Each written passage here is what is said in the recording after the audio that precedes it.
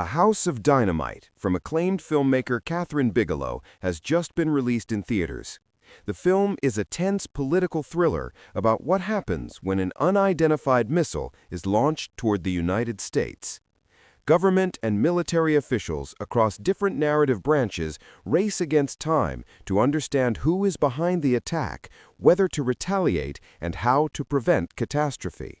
The narrative unfolds over a matter of minutes and is structured through multiple perspectives, from White House staffers monitoring incoming threats to operational commanders tasked with intercepting the missile, showing both the procedural and emotional pressure on those making life-or-death decisions. So, in this explained analysis, I'm going to be breaking down the film, the ending, and giving you my review. There will be spoilers in this video, so if you haven't watched the film yet, I'd recommend checking it out before watching my analysis. Before I get into it though, if you want to see more on upcoming releases like A House of Dynamite, then don't forget to support this upload by giving it a like, rating, and subscribing to the channel. But without further ado, let's dive into my explained video for Kathryn Bigelow's A House of Dynamite. The film breakdown. A House of Dynamite begins in Alaska at Fort Greely. Major Daniel Gonzalez and his team are monitoring the skies.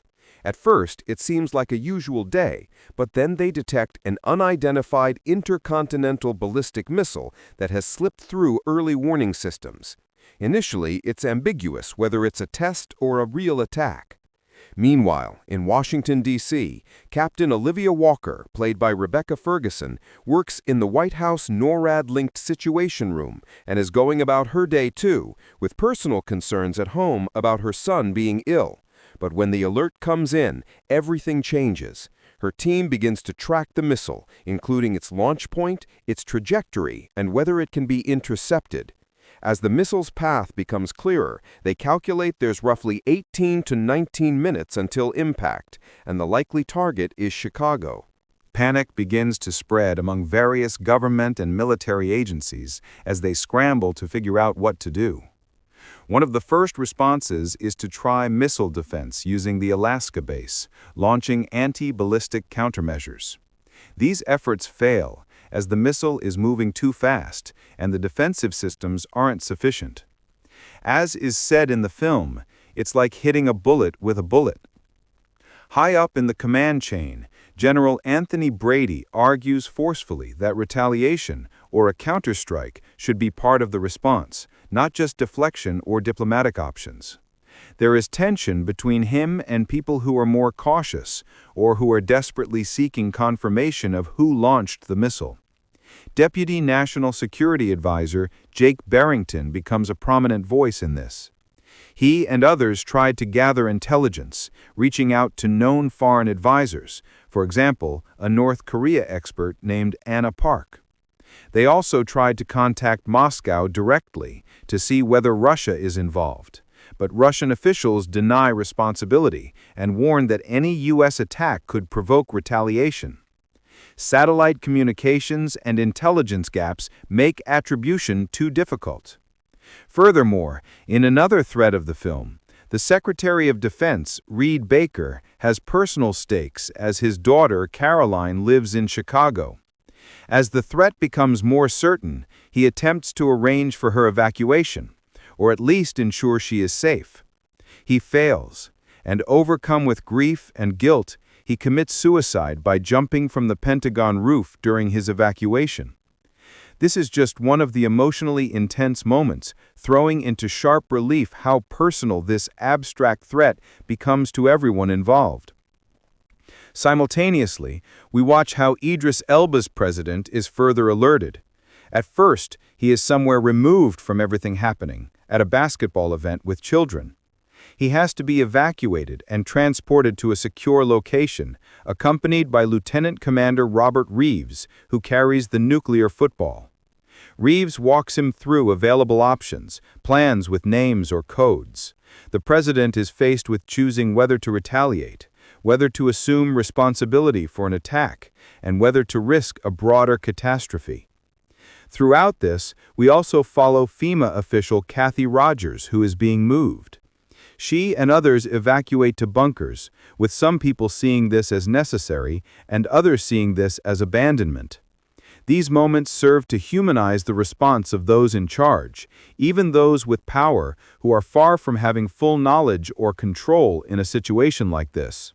Whether it's the focus on Walker, N-O-R-A-D in Alaska, Jake Binghamton, the Pentagon, or the president's perspective, all these different narrative viewpoints occur within the same time frame.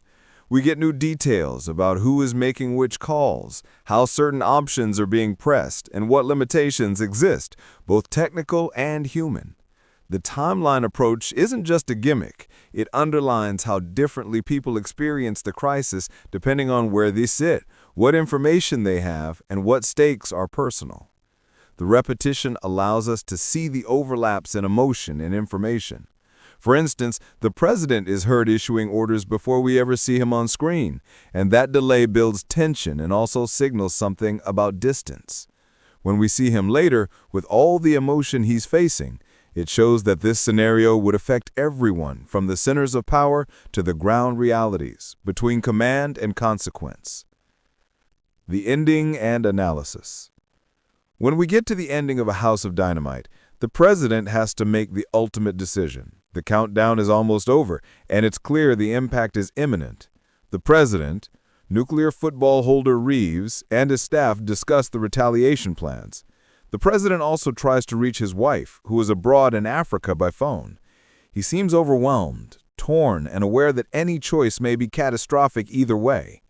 As the missile enters U.S. airspace and minutes remain, people in bunkers prepare and evacuation efforts and emergency protocols are underway in cities. We don't get to see the president's choice. In the final moments, the screen cuts to black. We also don't see explicit confirmation of the missile striking Chicago, nor do we see whether a retaliatory strike is ordered. The ending is purposely ambiguous, highlighting that any choice in this situation is one that still ends in the same place. At its core, A House of Dynamite is Kathryn Bigelow's most stripped-down and terrifying meditation on power, uncertainty, and human fragility. The film isn't just about a possible nuclear attack.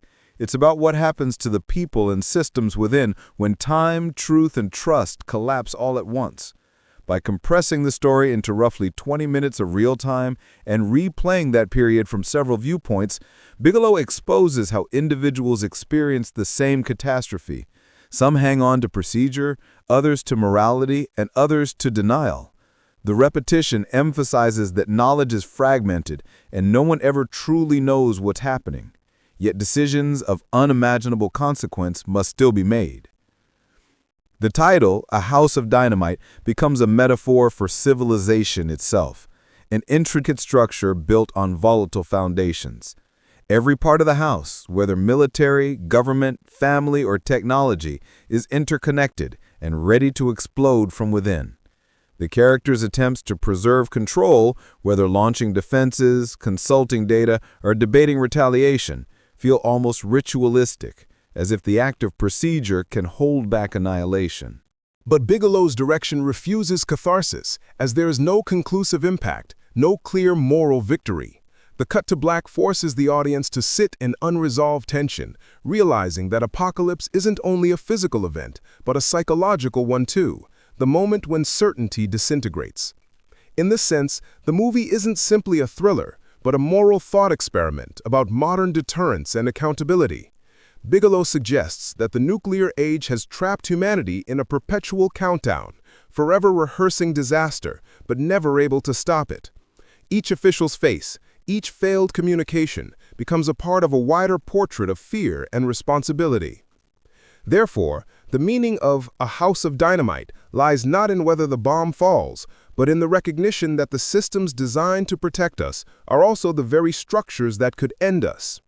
The director seems interested in capturing not just that nuclear war is horrible, but how close policy, error, hubris, or institutional failure can bring us to that threshold without the world noticing until it's almost too late. For her, the film is a kind of cautionary tale about complacency in a world where annihilation may be a matter of seconds. My review. That was my breakdown and analysis for A House of Dynamite. Kathryn Bigelow's A House of Dynamite is a masterclass in controlled tension and moral urgency. It's a film that grips you from its first flicker of a radar light and never lets go. Few directors can capture the intersection of power, fear, and procedure like Bigelow, and here she distills those forces into a single nerve-shredding countdown. The movie's real-time pacing gives every minute an almost unbearable weight, and by replaying the same window of time from different perspectives, Bigelow transforms a geopolitical thriller into something deeply human and philosophical.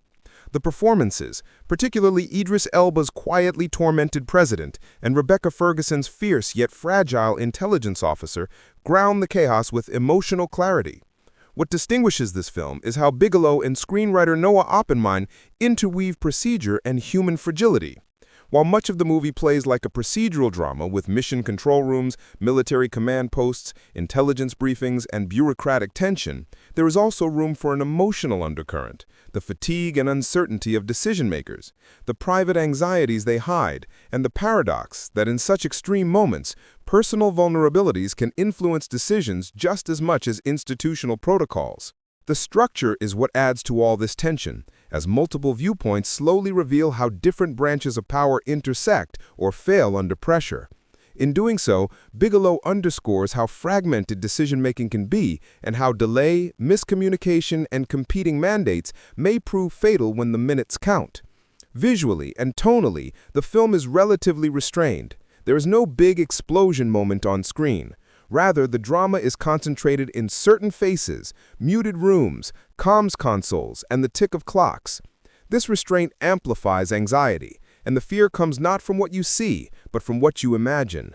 The director never sensationalizes destruction. Instead, she invites viewers to sit inside the dread of indecision, where the stakes are not just national, but existential. Also, the final cut to black is so devastating, and it's an audacious reminder that the real explosion is psychological, not physical. Overall, A House of Dynamite feels like a deliberate return to Bigelow's strengths, with rigorous procedural storytelling like with Zero Dark 30, tension grounded in real stakes, and characters whose emotional lives are inseparable from the systems they operate within.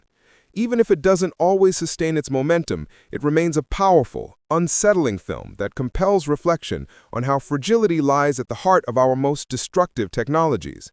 I can't wait to see what Kathryn Bigelow does next, because for me, this was one of the most effective films of this year.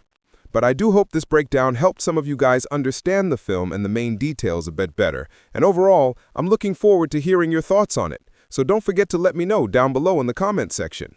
For more videos on upcoming film releases like A House of Dynamite, then subscribe to the channel and turn on your notifications.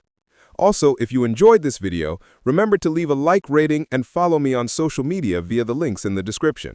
But anyway, I hope you guys enjoyed it. I've been Cortex, and as always, make some noise.